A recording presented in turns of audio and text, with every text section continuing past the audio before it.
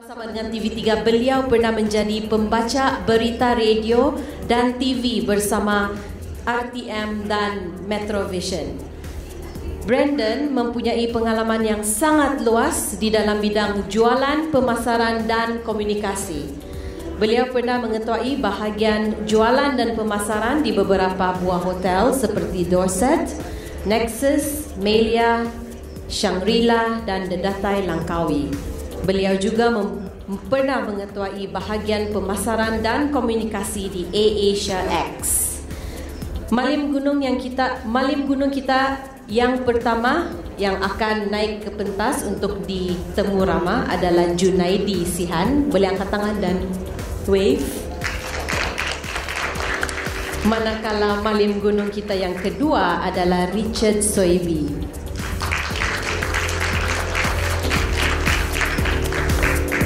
Jadi dipersilakan saudara Brandon Wong dan tetamu undangan kita iaitu Junaidi dan Richard untuk naik ke pentas untuk sesi perbincangan.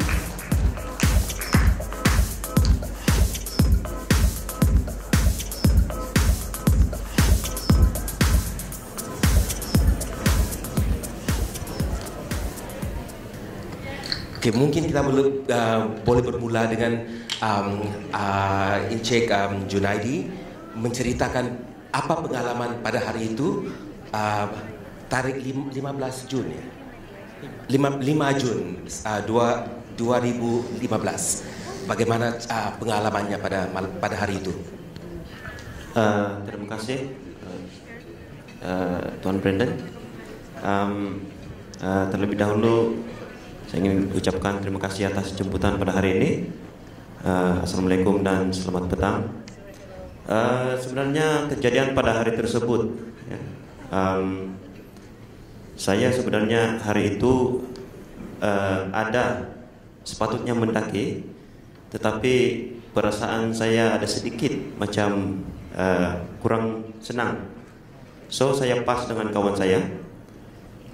Jadi pada jam 7.15 pagi ketika gagaran itu berlaku, saya sebenarnya masih lagi berbaring di katil lah, santai-santai, sampai saya terlompat daripada katil dan terdengar satu bunyi yang memang sangat kuat, ya. Dan saya terus buka ataupun on handphone saya dan cek WhatsApp. So everybody, semua orang yang di atas gunung, terutama rekan-rekan, memang sudah kelihatan ataupun kedengaran panik, ya. So diorang meminta pertolongan macam tu dan memang suasana agak cemas. So sekitar jam 8 saya keluarkan macamnya family dan hantar diorang di rumah parent-in-law lah. And then saya terus bergegas ke Kinabalu Park sebab automatically saya memang rasa yang bantuan kami ini memang akan diperlukan, dan sememangnya bila sampai di Kinabalu Park kami telah memang ada ramai lagi malim gunung yang lain sudah bersedia, ya. Sekitar jam 10 kami masih lagi tidak dapat pelepasan daripada pihak berkuasa, ya, untuk mendaki ke gunung. Tetapi kami insist, kami mendesak, dan sekitar jam 12 atau jam 1 petang atau tengah hari, desakan kami itu berjaya. Nah, kami cakap selama ini kami memang sudah berdepan dengan segala risiko. Jadi kenapa sekarang kami ingin mendaki? Kami tidak perlu apa-apa. Kalau nyawa kami terkorban atau tercedera di sana, biar kami tanggung sendiri. Sebab selama ini pun memang kami tanggung semua risiko tersebut. So kami teruskan pendakian kami dengan lebih kurang 40 hingga 50 orang malim, termasuk porter dengan beberapa community di sekitar Pekan Kundasang dan juga kampung-kampung di sekitar lah. Sebenarnya perasaan saya semasa mendaki itu sebab gempa susulan memang masih terasa dan banyak kali. 500 pertama, 500 meter pendakian jarak yang pertama berlaku satu gegaran dan saya nampak ada batu, sedikit batu jatuh, dan saya beritahu diri saya kenapa saya datang di sini, tetapi kaki saya masih lagi tetap melangkah. Sebab saya memikirkan rekan-rekan yang di atas sana, diorang perlukan pertolongan. Sampai saja di satu pondok sekitar kilometer 3.3. Di sanalah kami bertembung dengan rekan-rekan malim yang membawa kumpulan kanak-kanak yang daripada Singapura pada hari tersebut, dan memang keadaan mereka pun sangat sukar dijelaskan pada masa itu sebab kejadian itu tidak pernah berlaku. Budak-budak itu berada di mana? Budak-budak ada beberapa orang budak-budak lah selain daripada yang masih di atas. Jadi mungkin budak-budak yang turun pada masa ini adalah mereka yang pertama yang terselamat. Ya. Jadi trainer daripada Mountain Top membawa mereka turun dengan balutan di kepala, dan beberapa orang trainer Mountain Top juga dalam keadaan yang kesakitan, tetapi diorang teruskan juga dan kami tetap meneruskan ke atas lah. Dan sampainya di Labarata Rest House, perasaan saya sendiri pun seolah-olah berada di suatu kawasan yang asing. Sebab bila saya sampai saja di sana, saya ternampak beberapa mangsa yang memang sudah meninggal. Kalau rekan-rekan malim yang berada di atas, yang bukan terkandas di kawasan puncak, mereka telah berjaya membawa beberapa mangsa yang terkorban, dan mereka membalut mayat-mayat ini dengan cadar katil yang ada di asrama. Dan salah satu mangsa yang saya nampak pada masa tersebut seorang rekan malim yang memang sangat baik. Saya tidak tahu, kesemua mangsa rekan malim kami yang terkorban adalah rekan kami yang sangat-sangat baik, ya, baik hati.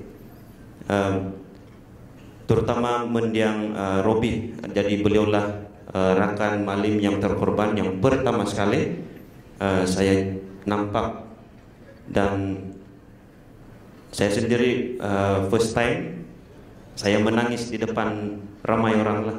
Saya tidak dapat tahan rasa sebab itu. Tetapi selepas beberapa ketika, karena pada masa itu saya sendiri sebenarnya diamanahkan untuk mengetuai beberapa kumpulan yang kita bentuk untuk melakukan penyelamatan. Saya kuatkan hati saya, dan saya lihat di atas, di mana sekitar dalam jam 4 petang kita terlihat kelibat mereka yang terkandas di atas itulah. Jadi salah seorang rekan malim saya menepuk saya lupa siapa, tapi dia tepuk belakang saya dan meminta arahan selanjutnya. Saya jawab, oke, sekarang kita masuk dalam rest house, kita ambil makanan apa yang ada dan kita angkat naik ke atas. Dan kawasan laluan yang kami lalui itu sebenarnya sangat tidak selamat, sebab dia adalah timbunan-timbunan batu yang runtuh. Jadi sekali lagi saya berpikir, sekiranya ada gegaran sekali lagi ketika kami berada di atas runtuhan batu itu, memang tiada harapan sudah. Tetapi kami tetap gagahkan hati dan diri kami lah, walaupun sebenarnya ketika itu saya tidak memakai sebarang jaket, tetapi saya sudah tidak rasa apa-apa. Dari pagi sampai petang saya tidak makan pun memang sudah tidak rasa. Dalam pikiran ketiga itu saya dan rekan-rekan cuma mau semua pendaki rekan yang terkandas itu turun dengan segera. So semasa kami menanti ketibaan rakan dan semua pendaki yang sampai di tempat atau titik pertemuan, di mana salah seorang rakan yang terkandas, dia berjaya mendapatkan tali di atas saya di kawasan checkpoint saya dan membuat laluan baru. Jadi di sanalah kami bergilir-gilir menurunkan pendaki. Apa yang berlaku pada laluan yang asal? Akibat daripada runtuhan daripada puncak Tunku Abdul Rahman, runtuhan itu menutup laluan yang asal. Jadi memang di sana ramai juga yang bertanya selepas kejadian itu, bagaimana kami boleh menurunkan orang dan mencari jalan dengan mudah, dengan tanpa tersesat, sebab laluan yang asal memang sudah hilang. So sekitar jam 7:30 petang macam itu, semua pendaki yang dari puncak kami pastikan sampai di Labarata dan terus menyuruh mereka turunlah. Dan ada 30 orang di kalangan kami yang naik daripada bawah. Hari itu kami mengambil keputusan untuk tinggal lagi semalam di Labarata secara sukarela, sebab kami perlu bersedia ataupun menurunkan mangsa-mangsa yang terkorban keesokan paginya. Tetapi sekitar jam 8 malam sekali lagi satu gerakan yang sangat kuat menyebabkan pihak berkuasa mengarahkan kami untuk turun. Dan yang paling menyedihkan saya, sebenarnya ada lagi seorang rekan malim yang memang sudah terkorban. Sepatutnya kami berniat ataupun merancang untuk membawa beliau turun pada masa itu, tetapi disebabkan kekecohan yang berlaku, maka kami terpaksa tinggalkan mayat rekan kami di Labarata. So memang agak perasaan itu pun memang bercampur-campur, tapi yang saya rasakan pada masa itu, yang terselamat itu biarlah kami selamatkan dahulu. Jadi sekitar jam 3 pagi saya sampai di Kinabalu Park HQ dan balik ke rumah pada sekitar jam 5 pagi. Dan keesokan paginya sebenarnya saya memang tidak cukup tidur, tetapi jam 7:30 saya terus terbangun dan kembali ke Kinabalu Park pada hari itu. Dan operasi menurunkan semua mayat mangsa yang terkorban mengambil masa sekitar 3 hari. Dan barulah selepas itu saya sadar bahwa kami sebenarnya sangat-sangat merisikokan nyawa kami. Baru saya terpikir bahwa kalau terjadi sesuatu pada saya masa itu, apa akan jadi kepada keluarga saya. Tetapi syukur mungkin Tuhan mengizinkan kami untuk membuat penyelamatan itu, kami semua selamat. Itu saja daripada saya. Richard, bagaimana dengan awak? Pada masa gempa bumi itu, Richard berada di mana?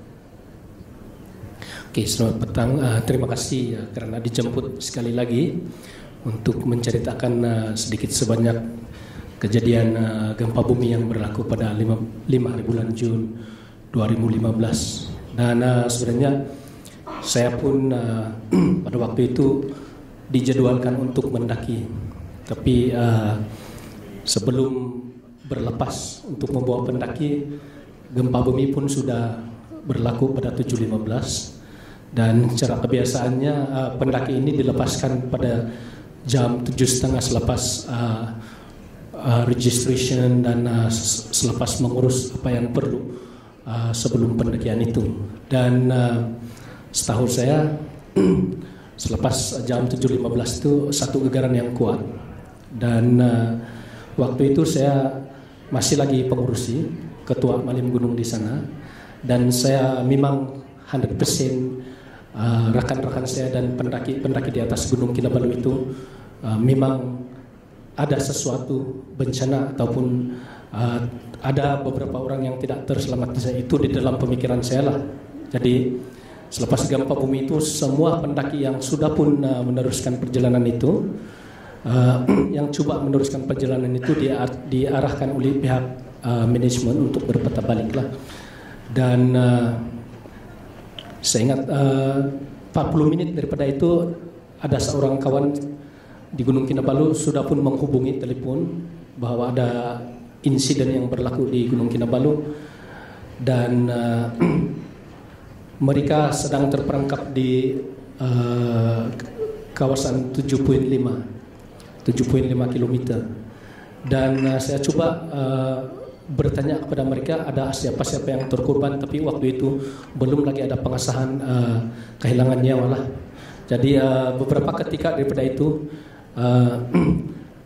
jam 9 saya pasti ada seorang guide yang sudah berjaya turun ke pejabat dan membawa pendakinya dengan selamat, dan sudah mengesahkan beberapa mangsa yang terbaring di atas Gunung Kinabalu, dan saya percaya tidak bernyawa sudah pada waktu itu. Dan selepas jam 9 itu telepon daripada pihak manajemen, daripada Taman Saba, daripada media-media, daripada NGO, daripada community dan orang-orang kampung sudah bertubi-tubi, dan saya tidak boleh berbuat apa-apa lagi untuk mendaki ke Gunung Kinabalu itu, sebab saya cuma mengambil bahagian logistik di Taman Kinabalu bersama-sama dengan pegawai pesan teman-teman Sabah pada waktu itulah.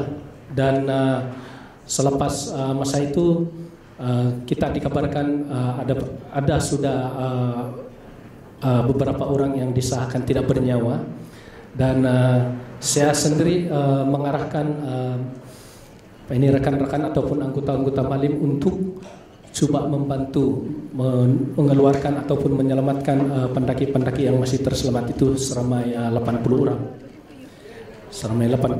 Dan sehingga malam kami bertahan di perkerangan pejabat Taman Kinabalu untuk coba menenangkan rekan-rekan yang masih selamat, pendaki-pendaki yang masih selamat.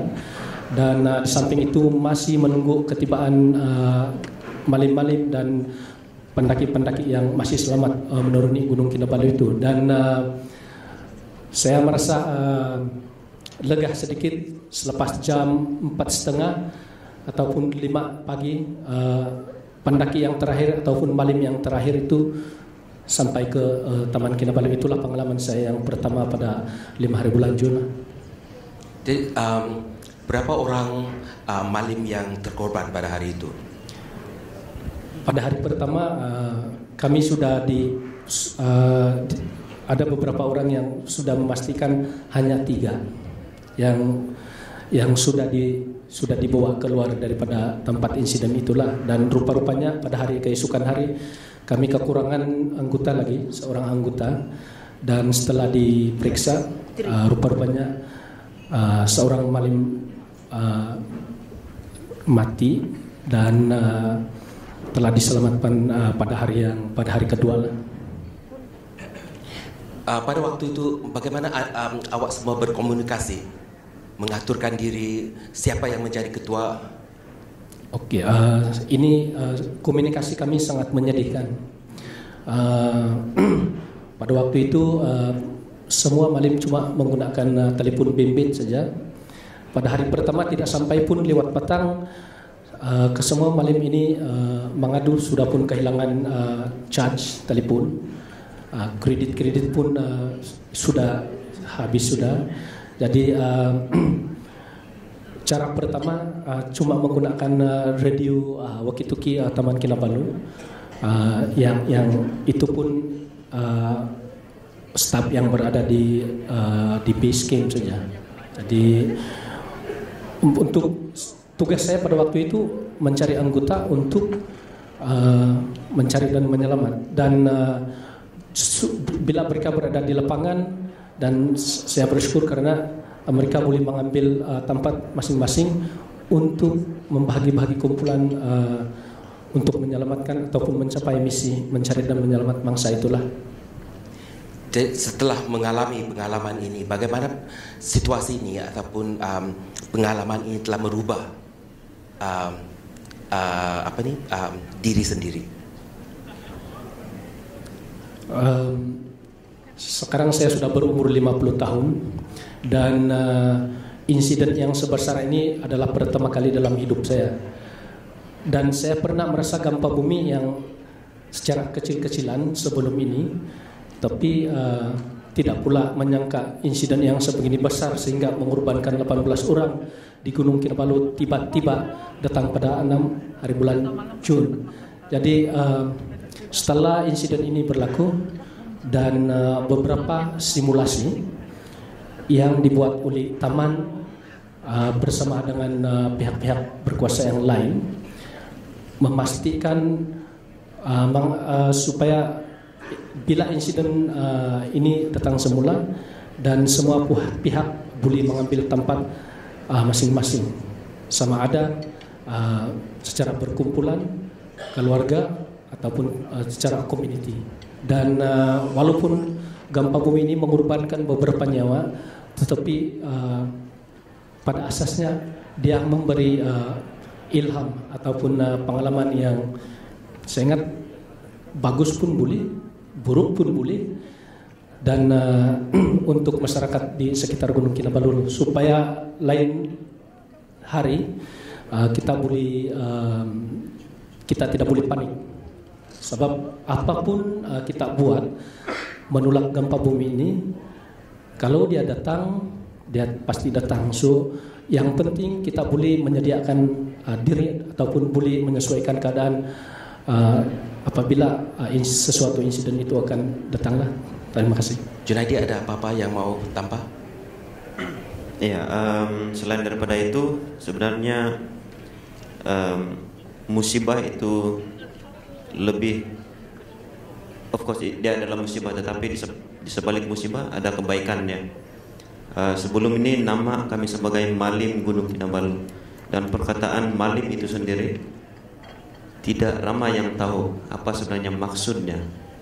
Jadi selepas kejadian gempa dan kisah kami didengari ramai orang, dan barulah ramai yang tahu apa sebenarnya maksud perkataan Malim. Jadi apakah maksud perkataan Malim? Malim ini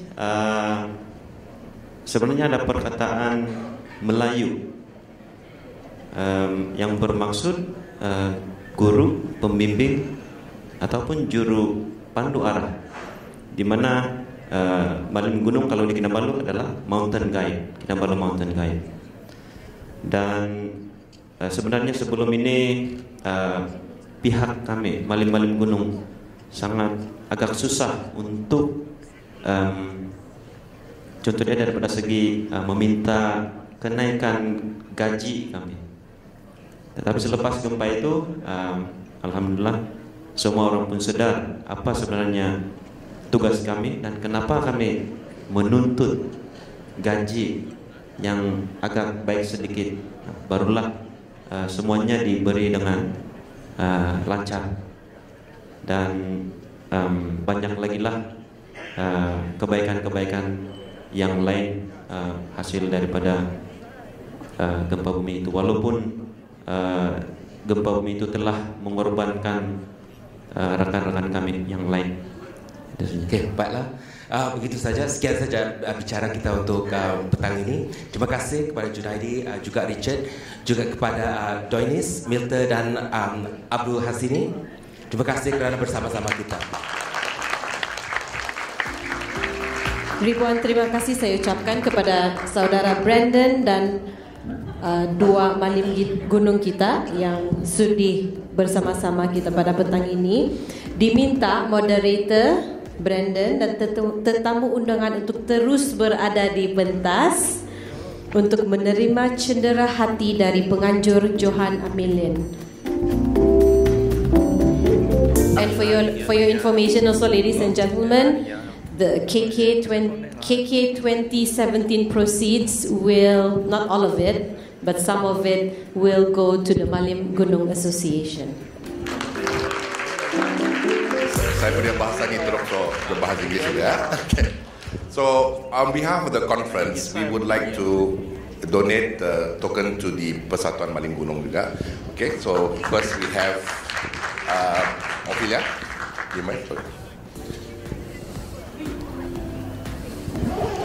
Thank you. This is a small token to the Persatuan Malim Gunung from us, from Toastmasters International. Okay. Tapi ada satu lagi. Persatuan Malim Gunung has shown in this tragedy that they have also performed major leadership issue. Without waiting for help, they decided to come down from the mountain, and through their decisions, they have saved many lives. And during that time, of course, made a lot of Sabahans proud and also Malaysians proud.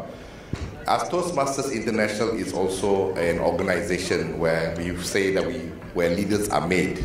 On behalf of Toastmasters International, we would like to give the Persatuan Malim Gunung also a token of and recognition of what they have happened and achieved.